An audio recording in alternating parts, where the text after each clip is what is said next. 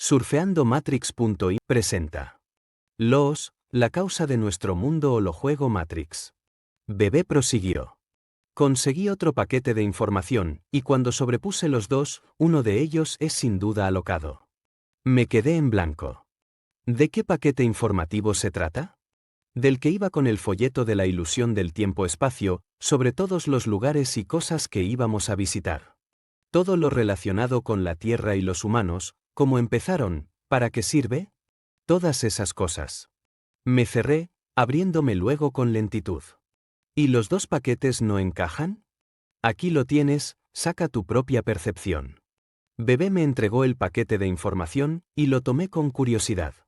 Lo desplegué. Clic. Alguien en alguna parte, o ambas cosas, millones en innumerables partes, requiere, necesita, le gusta, valora, recolecta, bebe, come o utiliza como droga, SIC, una sustancia identificada como LOOS 10.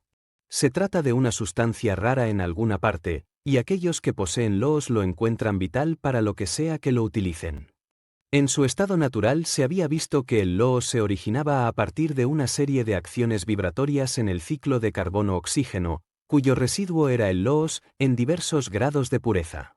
Solo se producía durante tal acción y de forma secundaria durante el proceso reactivo. Exploradores de alguna parte deambularon por todas partes en busca de fuentes de LOOS, siendo acogido cada nuevo descubrimiento con entusiasmo y júbilo. Esta es la historia de cómo alguien y su jardín cambiaron todo esto.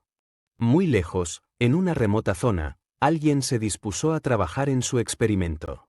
Primero creó un entorno adecuado para el ciclo de carbono-oxígeno donde pudiera desarrollarse. Cuidadosamente estableció un equilibrio, a fin de que hubiese continuidad en la radiación adecuada y otro tipo de nutrientes. Luego intentó su primer cultivo en una zona líquida del jardín. Este realmente produjo LOOS, si bien solo en pequeñas cantidades y comparativamente de baja categoría. No bastaba para poder enviarlo de vuelta a alguna parte. El problema tenía dos vertientes. El periodo de vida era demasiado corto, y las unidades de cultivo eran demasiado pequeñas. Esto limitaba la calidad y cantidad, dado que el cultivo no disponía de tiempo para generar un LOOS abundante dentro de un marco tan estrecho. Además, el LOOS solo se podía cosechar cuando finalizaba la vida de la unidad, ni un momento antes. Su segundo cultivo, aunque igual de bueno, no resultó mucho mejor. Había cambiado el entorno a otra zona del jardín donde la densidad era más gaseosa que líquida, y los químicos de mayor densidad formaban un suelo sólido que ofrecía su disponibilidad. Plantó numerosas unidades de muchas variedades, con una forma de mayor tamaño, algunas incluso muchos miles de veces más grandes y complejas que el simple primer cultivo unicelular. Invirtió el ciclo de carbono-oxígeno siguiendo, sin embargo, una uniformidad básica.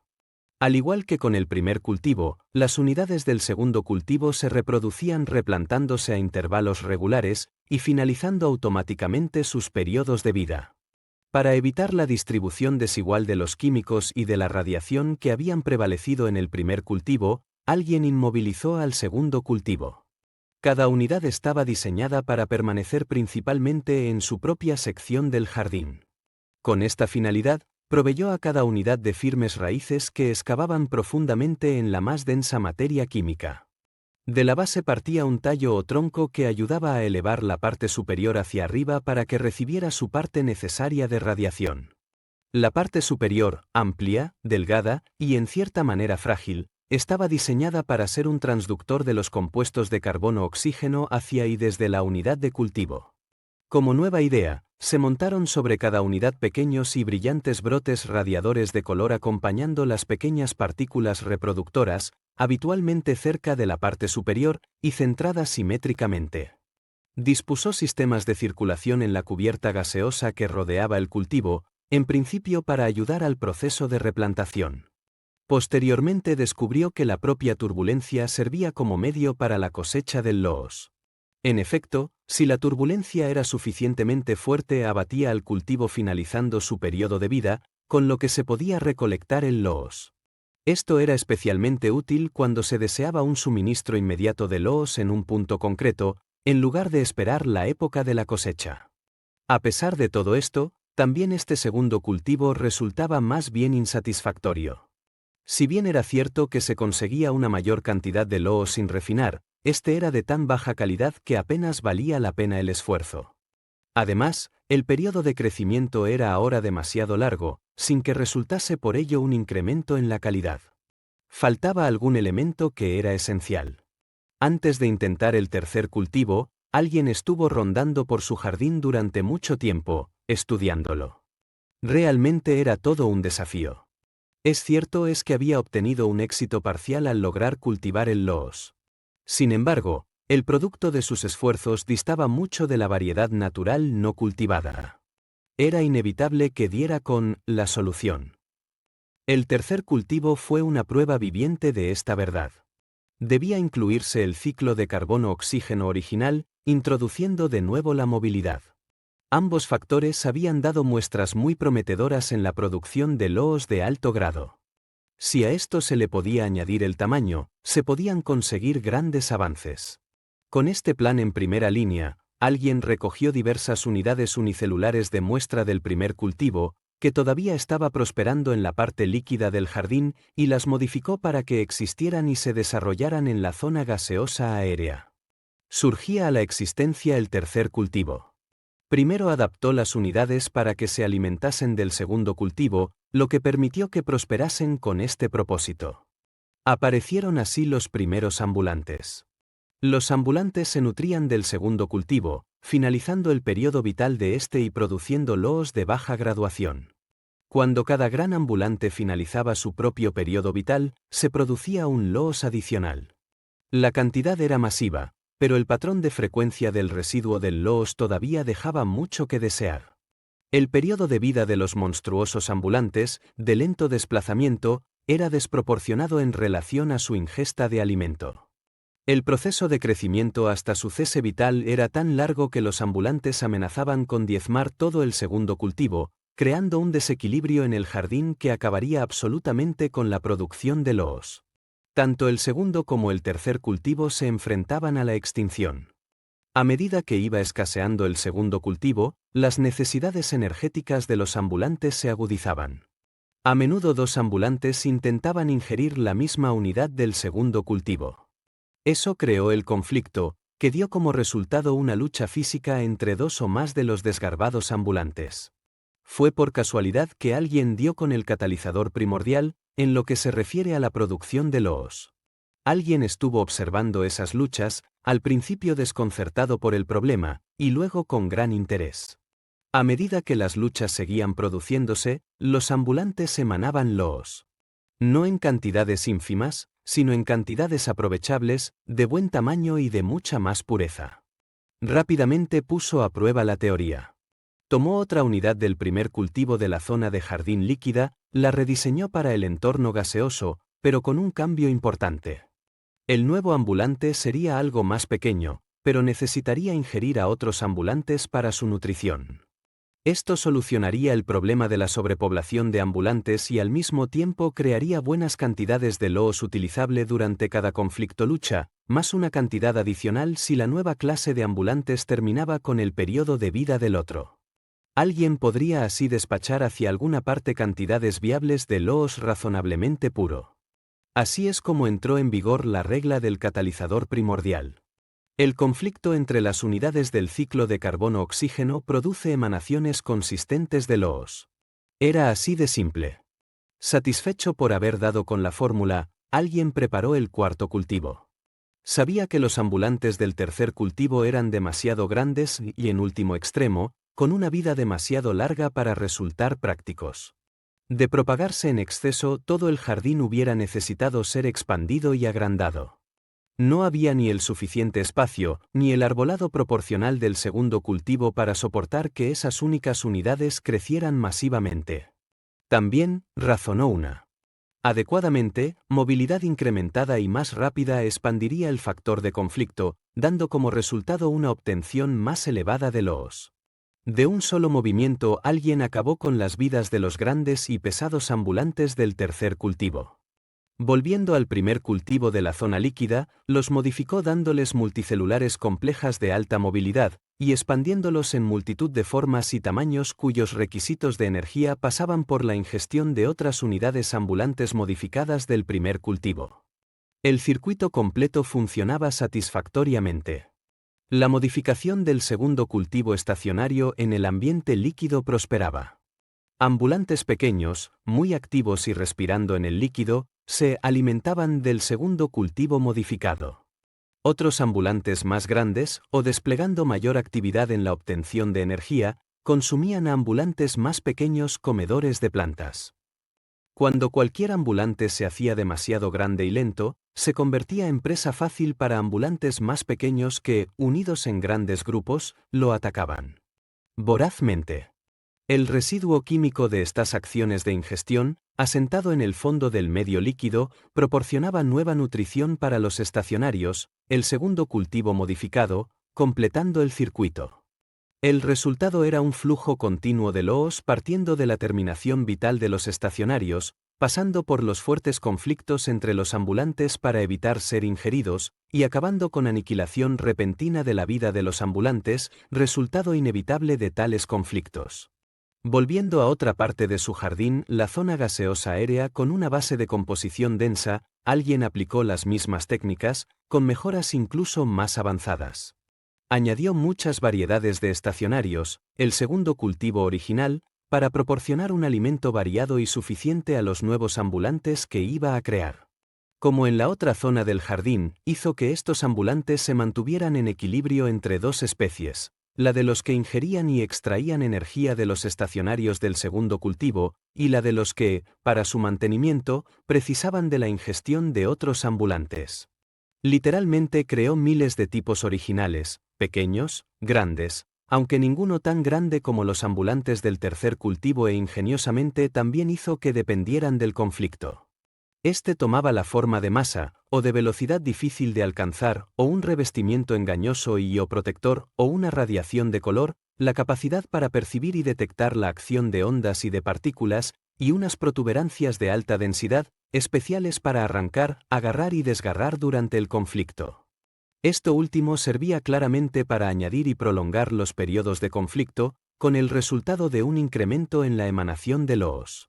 Como experimento secundario, alguien diseñó y creó una forma de ambulante que era débil e ineficiente según los estándares de los demás ambulantes del cuarto cultivo.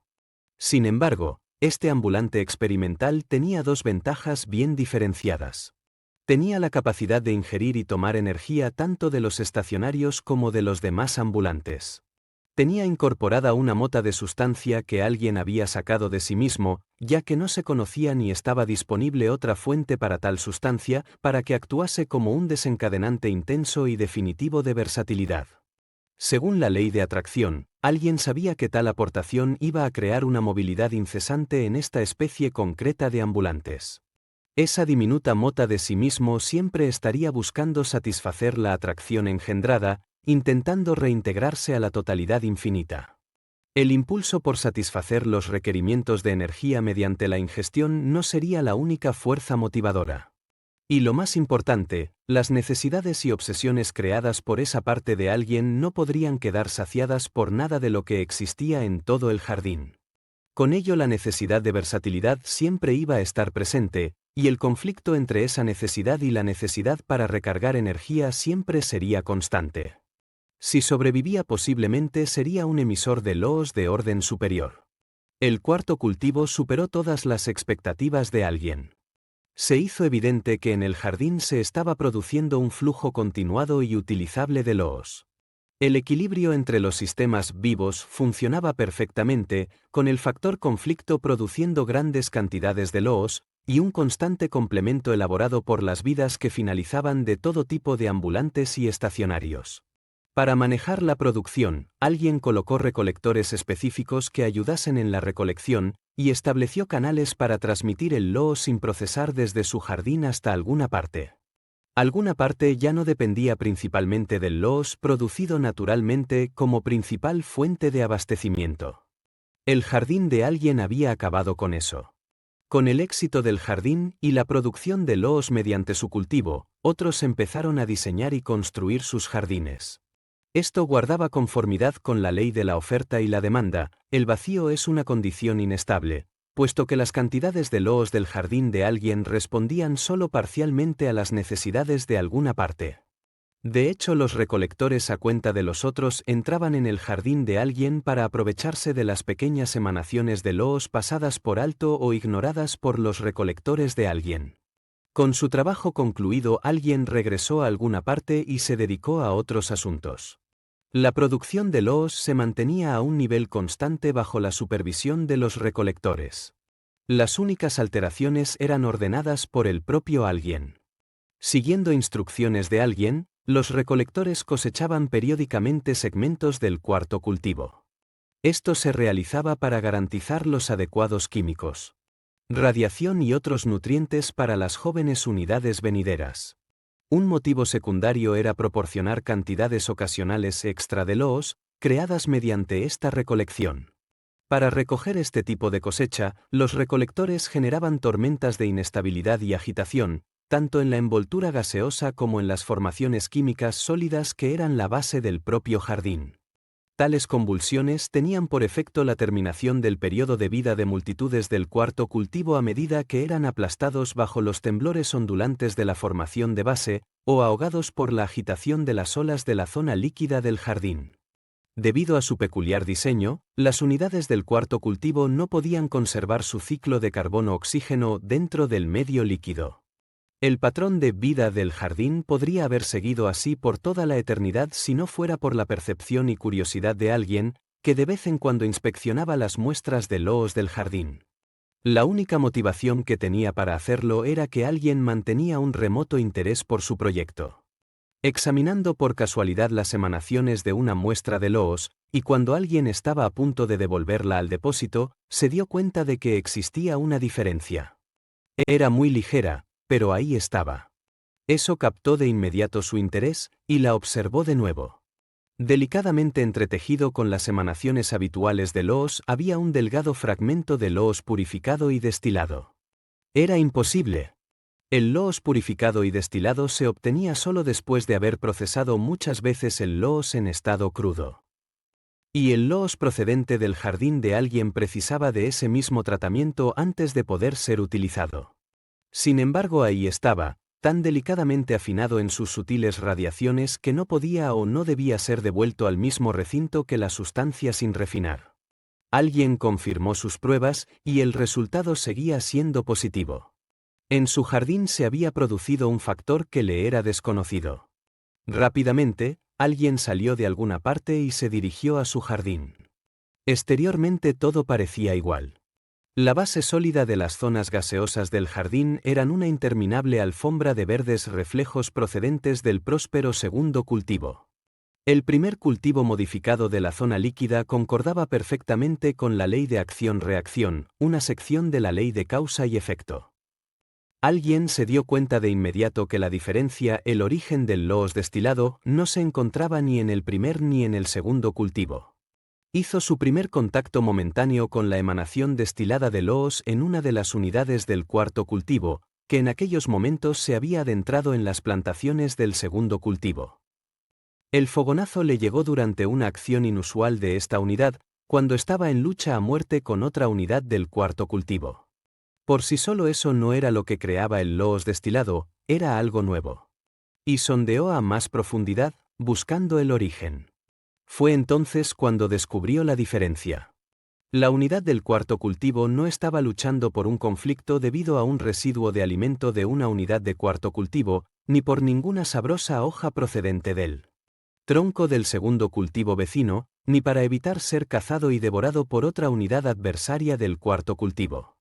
De ello no cabía la menor duda.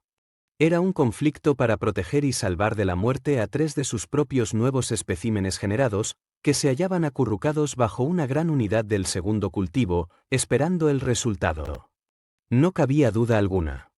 Era esa acción lo que producía los destellos de loos destilado. Siguiendo esta pista, alguien examinó las acciones de otras unidades del cuarto cultivo en el jardín. Encontró destellos similares cuando otras unidades del cuarto cultivo llevaban a cabo la misma acción de defensa de sus crías. Pero todavía había una inconsistencia. La suma de todos los destellos emanando Loos destilado debido a estas acciones de las unidades actuales del cuarto cultivo no llegaba ni a la mitad de lo que había encontrado en la muestra del almacén. Era evidente que debía existir otro factor. Sobrevoló sistemáticamente todo el jardín, ampliando su percepción a todas las zonas. Casi de inmediato encontró el origen. La radiación de Loos destilado de alta calidad se originaba en una zona concreta del jardín. Rápidamente se dirigió hacia el lugar. Allí estaba, una unidad del cuarto cultivo modificado experimental, uno de los que contenían una parte de sí mismo en su patrón de funcionamiento. Permanecía solo bajo la zona superior de las hojas de una gran unidad del segundo cultivo. No estaba hambriento. No estaba en conflicto con ninguna otra unidad del cuarto cultivo. No estaba actuando en defensa de sus crías. Entonces, ¿por qué estaba emanando Loos destilado en tan gran cantidad? Alguien se acercó un poco más. Su percepción se introdujo dentro de la unidad modificada del cuarto cultivo, y entonces lo supo.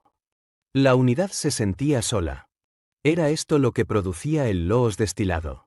Cuando alguien se apartó, observó otra extraordinaria inconsistencia. La unidad de cuarto cultivo modificado de repente había sido consciente de su presencia. Se había desplomado y estaba balbuceando en medio de extrañas convulsiones sobre la formación sólida de base. Un líquido claro emergía de sus dos orificios de percepción radiación. A través de todo ello el Loos destilado que emitía se hacía todavía más fuerte. Fue a partir de esto que alguien postuló su ahora famosa fórmula PLD, producción de Loos destilado, que está vigente en el jardín actualmente. El resto del relato es ya conocido. Alguien incluyó lo esencial en su fórmula. La creación de Loos puro, destilado, se produce en las unidades de tipo 4 modificadas gracias a la acción de la insatisfacción, pero solo si este patrón se hace efectivo a un nivel vibratorio por encima de los límites sensoriales del entorno. Cuanto mayor intensidad tenga el mencionado patrón, mayor rendimiento de Loos destilado se producirá. Para poner en marcha el efecto, alguien diseñó cambios sutiles en su jardín, todos ellos conocidos por cualquier historiador.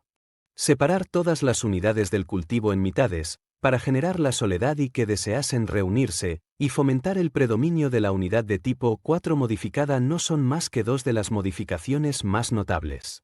Tal y como figura actualmente, el jardín es un espectáculo fascinante de eficiencia. Hace mucho tiempo ya que los recolectores se han convertido en maestros en el arte de la fórmula PLD. Las unidades de tipo 4 modificado dominan y se han extendido por todo el jardín, exceptuando las partes más profundas del medio líquido. Ellos son los principales productores de Loos destilado. A partir de ir experimentando, los recolectores han desarrollado toda una tecnología, con herramientas complementarias para recolectar el Loos de las unidades de tipo 4 modificadas. Las más habituales han recibido el nombre de amor, amistad, familia, codicia, odio, dolor, culpabilidad, enfermedad, orgullo, ambición, derecho de propiedad, posesión, sacrificio. Y a mayor escala, solo por mencionar algunas.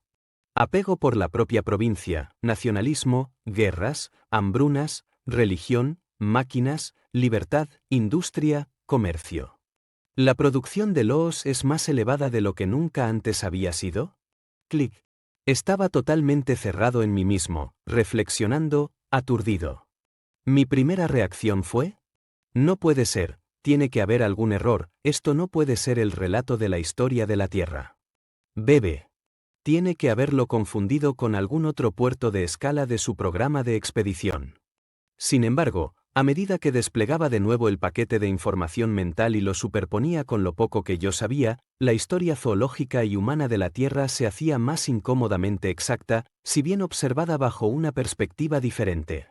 La cadena alimentaria del sistema ecobiológico de la Tierra estaba bien establecida.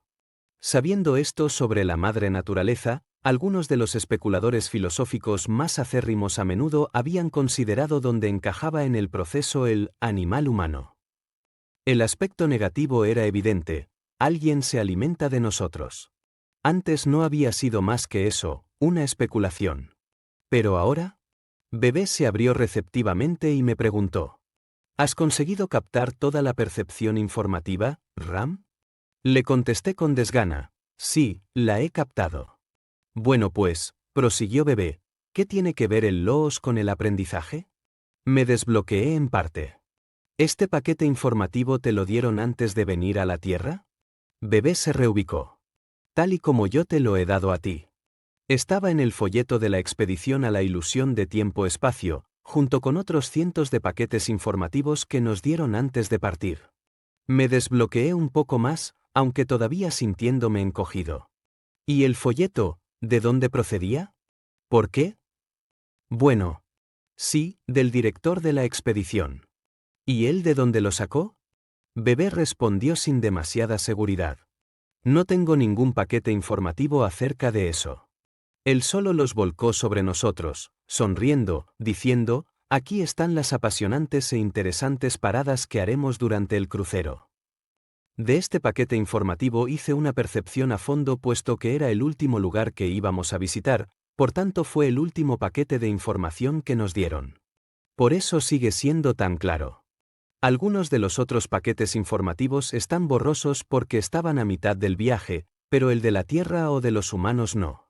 Está muy nítido, no está nada emborronado. Sentí que me endurecía un poco. ¿Y el director de la expedición de dónde procedía? Bebé contestó con entusiasmo. Oh, tanto él como el resto son un puñado de energías inteligentes organizadas del sistema vecino al nuestro. ¿Por qué os ofrecieron realizar este crucero a vosotros que sois de Caten 95? Bebé se calmó. Bueno, fue una especie digamos, de intercambio. Lo hacemos continuamente con sistemas que están próximos al nuestro. ¿Y qué es lo que ellos obtenían en el intercambio?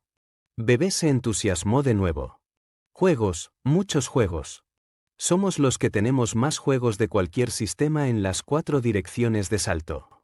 Volví a cerrarme, reflexionando. Me estaba resultando difícil de manejar. Si el paquete informativo mental era cierto, con un sí muy grande, estaba empezando a deshincharme. Estaba indignado, tenía el sentimiento de estar recibiendo una decepción enorme. El resentimiento de ser manipulado, de querer arremeter contra los que me estaban engañando a mí, a nosotros, a todos los humanos, que estaban tomando algo de nosotros sin nuestro consentimiento ni permiso. ¿Qué había pasado con la idea de libertad? ¿Acaso cada pensamiento y acción que emprendíamos estaba guiado no, dirigido y controlado solo para producir más loos, fuera lo que fuera eso, para la mesa del desayuno o el tanque de combustible de alguna parte? ¿Y qué podía hacer yo al respecto, aún sabiéndolo? ¿Me iba apagando más profundamente y disminuía más y más? ¡Ey Ram! Bebé estaba desvaneciéndose rápidamente. ¿A dónde vas? El regreso al cuerpo físico fue casi instantáneo, exactamente como si hubiera apretado el botón del pánico, cosa que hacía mucho tiempo no sucedía. Una fuerte sensación de cansancio, tanto mental como físico, hizo que me olvidase de verificar la hora del regreso. Me sentía bajo de energía, sin ganas de hacer nada. Incapaz de ponerme a dormir, me levanté y dirigiéndome a la cocina me preparé una taza de café. Me senté contemplando fijamente la taza. Durante las 2 semanas siguientes no tuve ni la energía ni las ganas de seguir explorando. Me hallaba totalmente deprimido.